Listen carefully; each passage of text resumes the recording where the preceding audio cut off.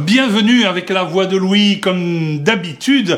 Je vais vous parler de consommation et je vais vous parler de contribution, car vous êtes consommateur et contribuable. Et à ce titre, eh bien, il y a des gens qui sont en train de s'occuper de vous à tous les niveaux. Et surtout, si vous avez une ou plusieurs voitures, vous savez très bien que tous les 2 ans, vous devez passer un contrôle technique.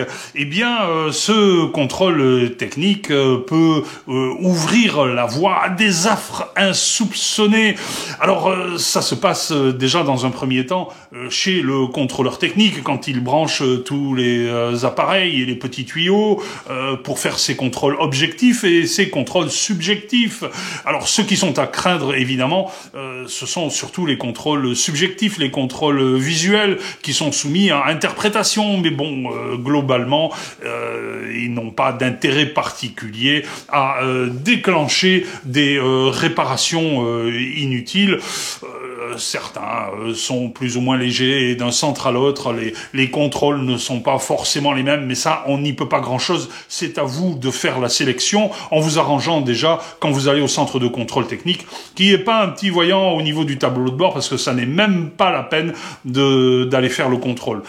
Ça n'est pas le pire de ce qui peut vous arriver. Le pire va être dans la liste de ce qui va être défini après.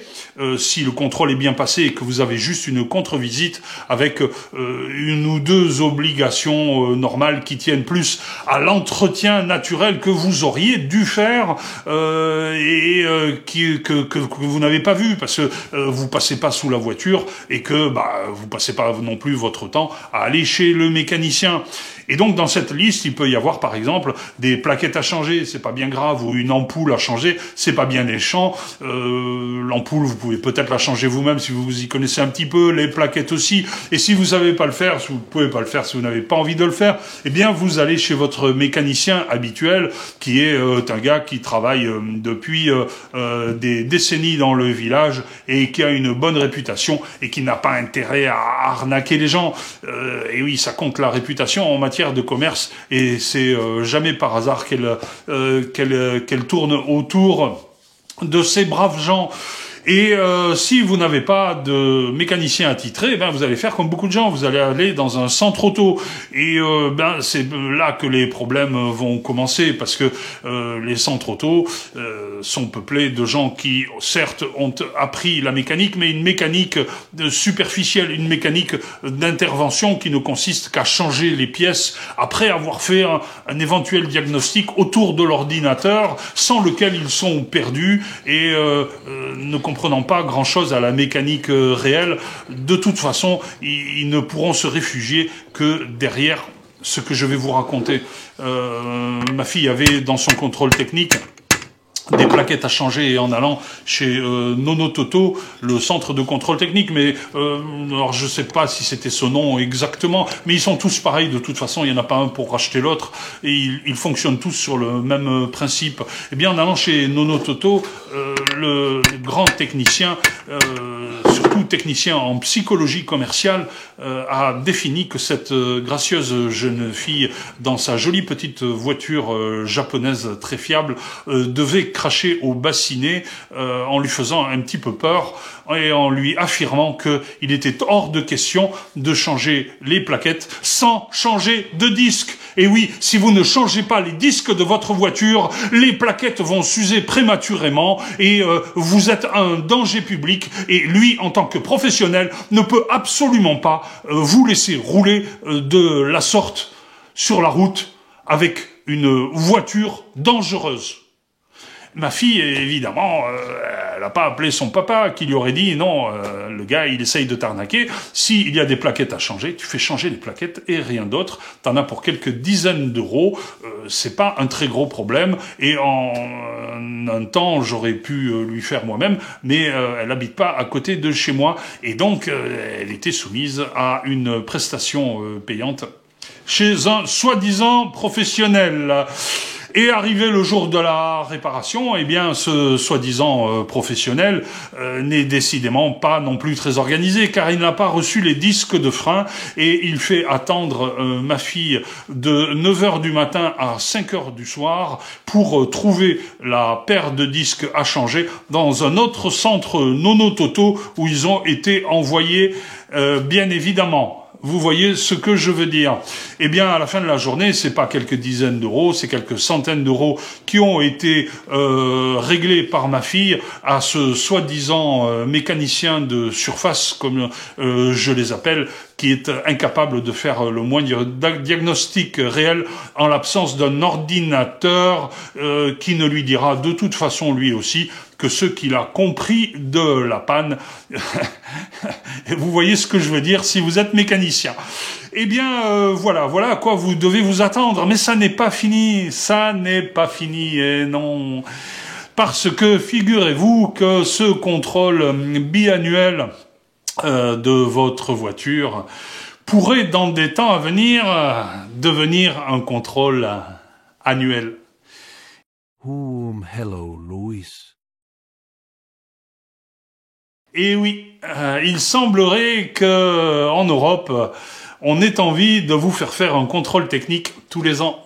Ça suffit pas. Ça suffit pas de payer tous les 2 ans pour une voiture, même si c'est une voiture moderne, qui coûte très cher, qui a plein de sophistications électroniques, qui peuvent d'ailleurs tomber en panne encore plus vite que les éléments mécaniques. Parce qu'aujourd'hui, les voitures qui sont mises sur le marché mécaniquement, il est rare qu'il y ait des problèmes de conception, comme sur le fameux machin tech 1,2 litre là où la courroie crantée baigne dans l'huile, qui est une crétinerie absolue, mais enfin bon, bref, bon, ce sont des choses assez rares, et puis les constructeurs en général y remédient très vite, et mécaniquement les voitures sont plutôt fiables. Bon, on va pas épiloguer sur le sujet, c'est pas tellement le problème, mais il y a tellement d'électronique maintenant dans les voitures que les problèmes viennent plus souvent de ces systèmes insondables qui font allumer un petit voyant terrifiant au tableau de bord qui des fois rendent les voitures irréparables. Il y a sur le marché des voitures qui se vendent avec simplement un voyant allumé au tableau de bord sans pouvoir passer le contrôle technique, et que seuls des experts, des gens qui connaissent vraiment la façon de réparer ces pannes peuvent acheter.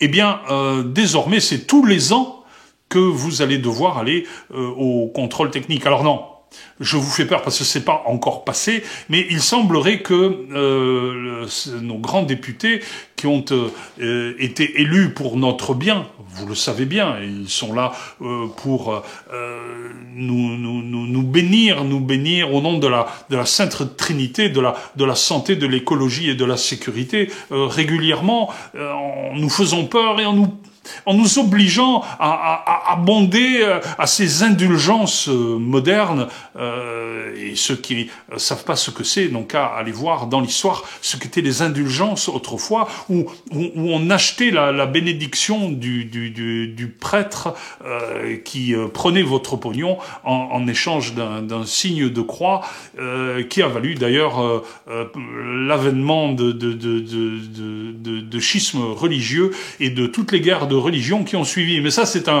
un autre débat. Et nous sommes soumis à ces indulgences de ces religieux sectaires que sont les députés, qui, avec leurs 20 000 euros de moyenne mensuelle, n'ont pas envie de réfléchir au-delà de la simple création d'impôts et de taxes sous tous les prétextes possibles, en vous faisant peur, en allant passer votre contrôle technique pour avoir le droit de conduire une voiture qui finalement pourrait s'en passer. Alors j'ai juste une petite suggestion à proposer, à faire à ces députés, s'ils veulent mettre en avant une forme d'intelligence nouvelle qui consisterait à écouter des gens qui ont du bon sens. Eh bien, c'est pas très compliqué. Une automobile, ça a un âge, ça a un kilométrage et ça a un rythme d'entretien.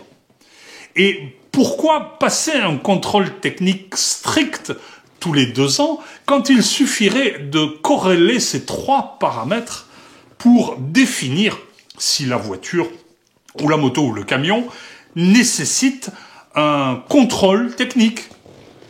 Il suffirait de créer un petit système vraiment pas très compliqué autour de ces 3 paramètres pour vous indiquer une date où il est raisonnable de passer un contrôle technique.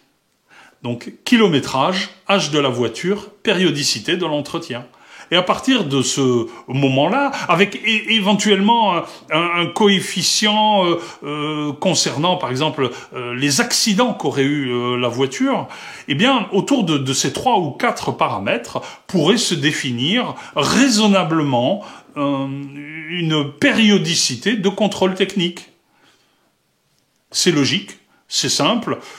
C'est ce que l'on fait sur les véhicules qui ne sont pas soumis à cette obligation de contrôle technique, les véhicules qui n'ont pas de carte grise, qui tournent en agricole, par exemple, eh bien, il n'y a pas besoin de contrôle technique pour les entretenir.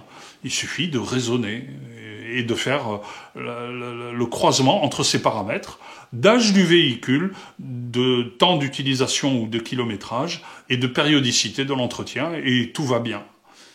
Comme quoi, cela marche. Mais voilà, c'est une façon de faire déflationniste, car il y a fort à parier qu'il y aurait beaucoup moins de contrôle technique, et donc beaucoup moins d'impôts et taxes, car quelque part, la sécurité, l'écologie surtout, et votre santé, c'est bien pratique pour vous faire peur, n'est-ce pas? Allez, réfléchissez à ce que j'ai dit et tenez-moi au courant, donnez-moi votre avis sur ce nouveau protocole qui pourrait être mis en place. Alors, le mien, auquel je crois peu, et puis l'autre, celui du contrôle annuel, du contrôle technique annuel. Contrôle technique annuel. Contrôle technique annuel. Et oui, vous avez bien entendu. Ils ont ça en tête. Allez, à bientôt.